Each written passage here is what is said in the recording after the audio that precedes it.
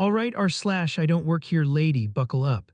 Because I've got a story for you that starts in the mundane aisles of Walmart and ends, well, let's just say it ends with a midnight rendezvous and some very confused police officers. I'm Cameron, and this isn't just a tale of mistaken identity. It's a masterclass in entitlement, a dash of rage, and a heavy dose of irony. It all went down a few weeks ago. I was just doing my weekly grocery run at Walmart, dressed in my usual unassuming tactical gear, cargo pants, a sturdy shirt, utility belt. Practical stuff. I wasn't looking for trouble, just some decent coffee and maybe a sale on frozen veggies. That's when Karen, bless her cotton socks, and her husband, a beefy guy who looked perpetually annoyed, materialized out of nowhere. "Excuse me," Karen chirped, though her tone was anything but. "We've been looking for that bookshelf for 20 minutes. It's supposed to be in the back near customer service, but we can't find anyone to help us." I paused, holding a bag of artisanal coffee beans, and gave them my most polite customer-to-customer smile. "Oh, I'm sorry, I actually don't work here, just doing my shopping like you." Karen's face, however, clearly hadn't processed my words.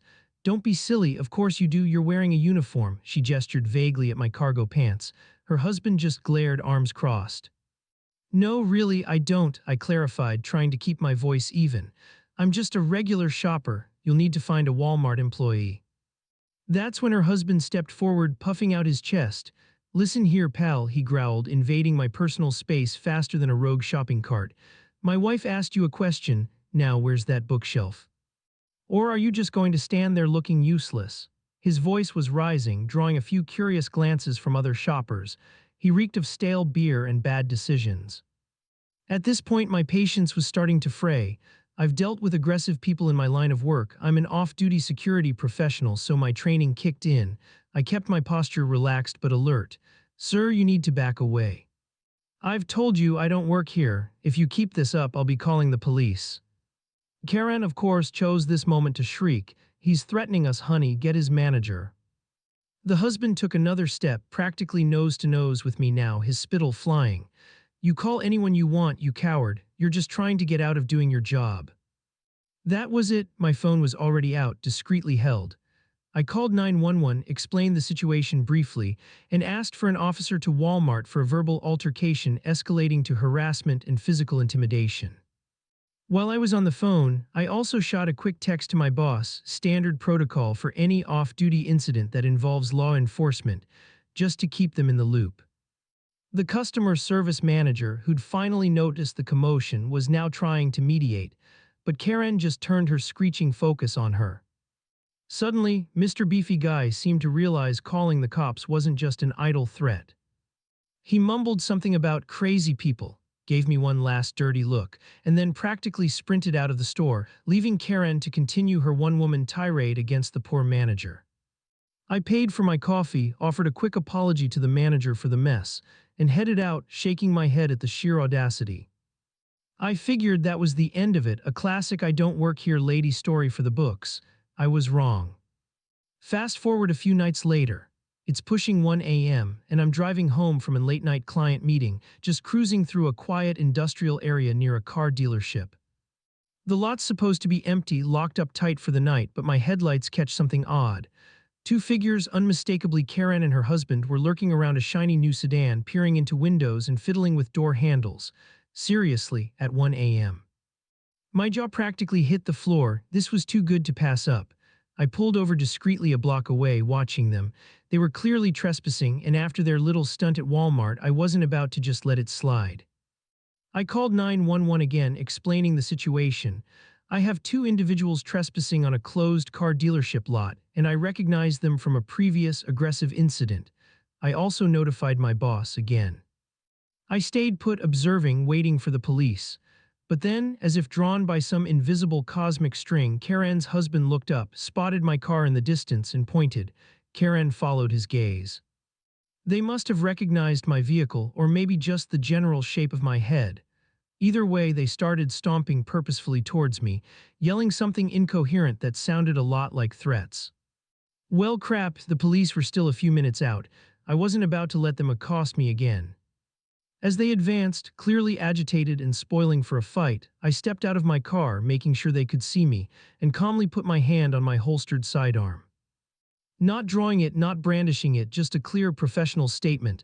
I am armed and I am prepared. That stopped them dead in their tracks, maybe 10 feet away. The husband's face went from aggressive rage to bewildered fury. Karen just kept sputtering. Just then, a patrol car rounded the corner, lights flashing. A deputy rolled up, and another arrived shortly after. They quickly assessed the situation, and with Karen and her husband still yelling at me and then the deputies, it didn't take long for them to confirm the trespass. Long story short, Karen and her husband were taken into custody for misdemeanor trespassing. The deputies had a good chuckle when I explained the Walmart connection. So yeah, who gets arrested for looking at cars at 1 a.m.? Apparently, Karen and her husband do, especially when they pick a fight with the wrong customer, who happens to be an off-duty security professional with a good memory and a healthy respect for the law. Maybe next time they'll think twice before harassing someone just trying to buy coffee, and definitely think twice before trying to test someone in tactical gear. You just never know who you're dealing with. Stay safe out there r/IDontWorkHereLady, and keep those stories coming.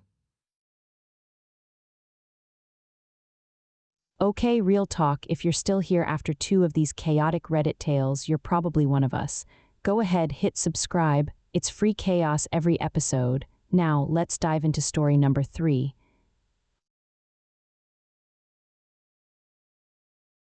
You ever have one of those days where you're just trying to enjoy a rare early knockoff, maybe browse a little, and suddenly you're the unwilling star of a public meltdown, all because some dad thinks you're his kid's personal, unpaid babysitter? Yeah, welcome to my Tuesday. I'm Astrid, 22, and normally my biggest drama involves scrolling past a cringe TikTok. But today, well, today was different. I'd actually managed to get out of work ahead of schedule, the sun was shining, and I was feeling pretty good just strolling through the local strip mall.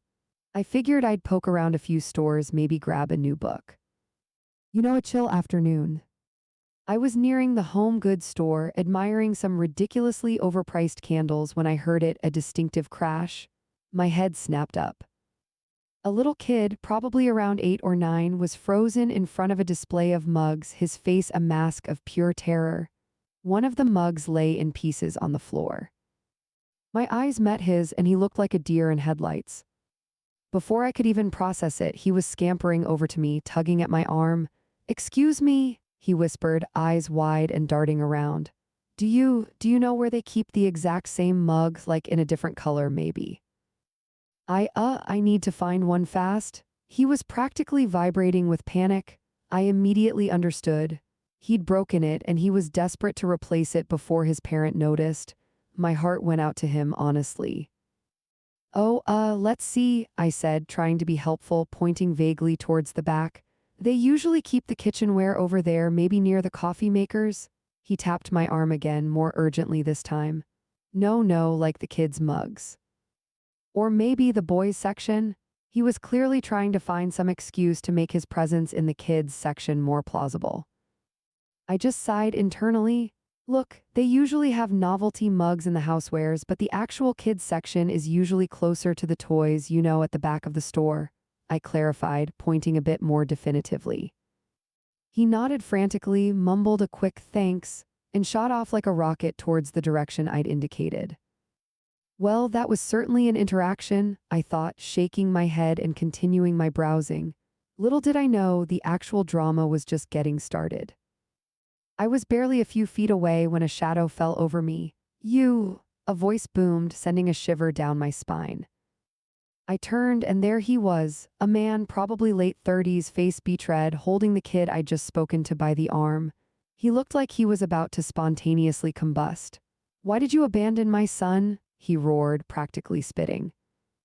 My jaw dropped. "Excuse me?" I tried to keep my voice steady, but my heart was starting to pound. "Abandon your son, sir? I don't even know your son." He asked me for directions, and I helped him. He wasn't having it, not even a little bit. "Don't you lie to me, I saw you talking to him, you're supposed to be watching him. This is a store, you're an employee, you have responsibilities." He was right in my face now, and I could practically feel his fury radiating off him.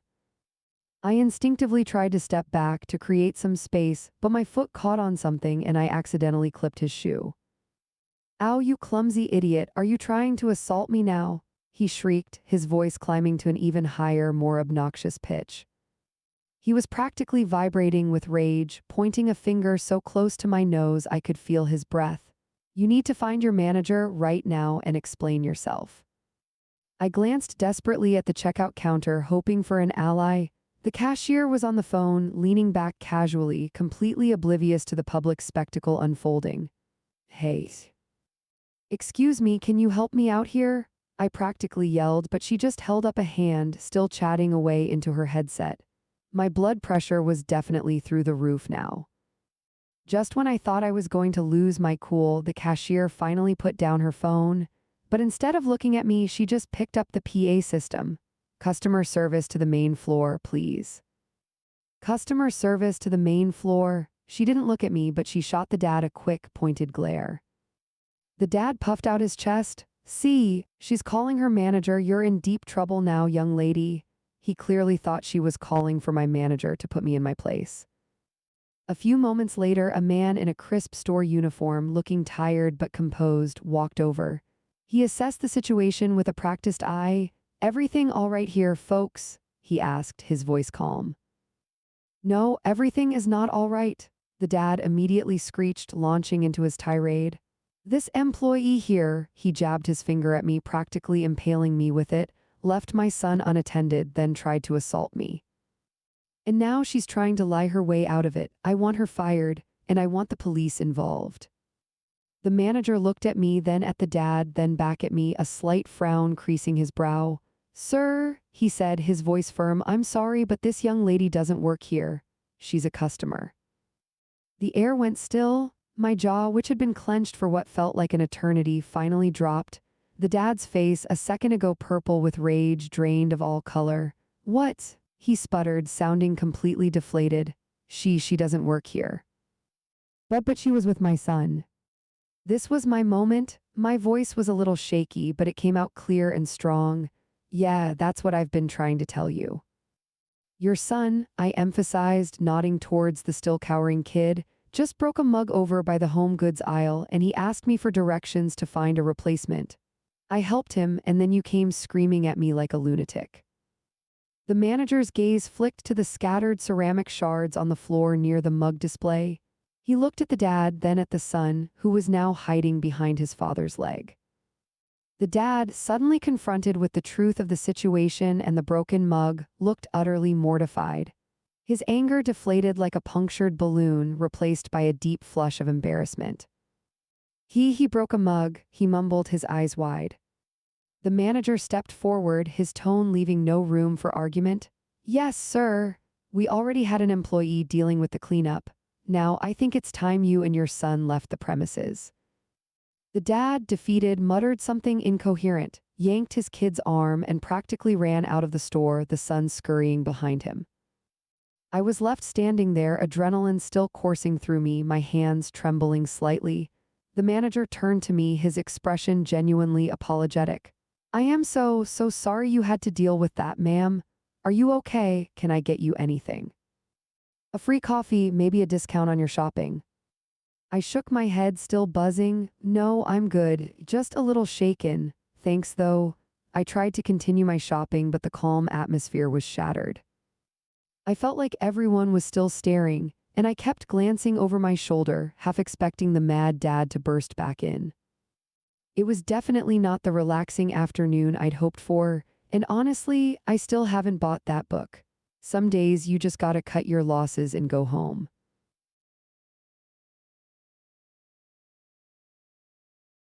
All right, Reddit, buckle up, because I've got a story about a woman, a plastic scooter, and a completely baffling level of entitlement that still makes my blood boil. You know those days where you're just trying to exist, lost in your creative flow, and then bam, reality decides to kick your door in. Yeah, that was my Tuesday. See, I'm an artist, and my husband, Liam, and I have managed to snag a studio space in this old, mostly empty building in a quiet residential area. The place is a dump, honestly. Leaky roof, patches of mold trying to become art themselves in the corners, but hey, it's our space. It's got character, and it's where I can actually create. We were just chilling, watching a fresh layer of varnish dry on one of my latest pieces, the air thick with that particular art studio calm, when suddenly the entire building rattled. A loud, relentless banging started echoing from the entrance down the hall. Liam and I exchanged a look, that shared, sinking feeling of here we go again. This old building attracts all sorts of weirdos, and usually, the worst just means a confused delivery driver or someone asking about imaginary offices. But this time felt different.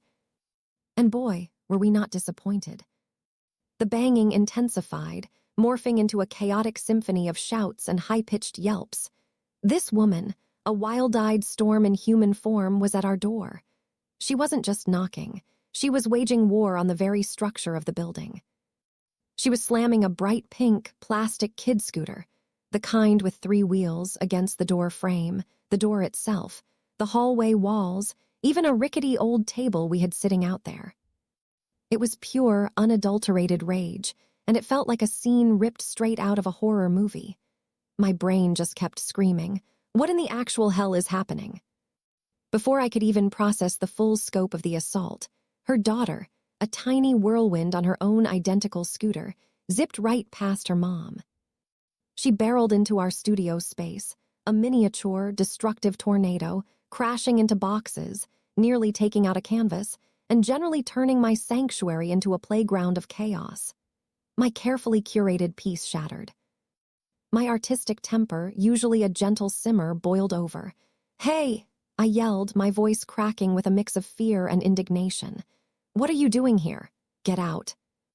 The woman, finally pausing her doorframe demolition, turned her furious gaze on me. "I'm here to rent this studio," she declared, as if it were the most obvious thing in the world, her voice cutting through the ringing silence left by her scooter rampage. I stared at her, dumbfounded. It's already rented," I stammered, gesturing around our very occupied, very hours space. "It's rented to us. We can't rent it to you." She just ignored me, absolutely blanked me. Her eyes scanned the room as if calculating furniture placement before locking back onto me. "I want to rent it," she repeated, her tone unwavering as if I hadn't said a single word. It was like talking to a brick wall, coated in pure, unadulterated audacity. I tried to be reasonable, to explain. "Look, there's a number on the poster in the window outside. You need to call them if you want to rent a space in this building."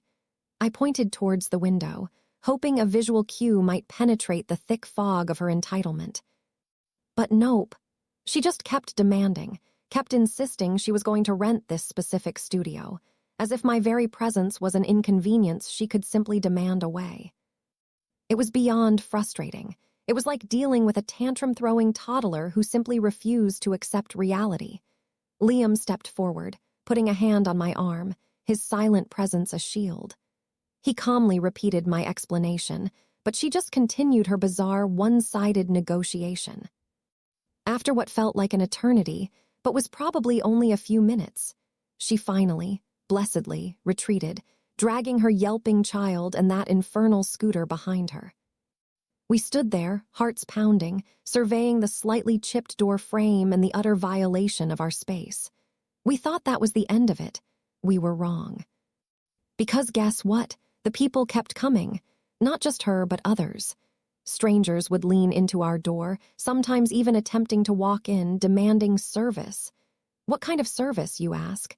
To this day, Liam and I have absolutely no idea. Were they looking for a hair salon? A massage parlor? A shady backroom poker game? It was like they thought we were running a bizarre, clandestine business out of our artsy, moldy studio. We couldn't take it anymore. The constant interruptions, the brazen attempts to invade our space, it was unbearable.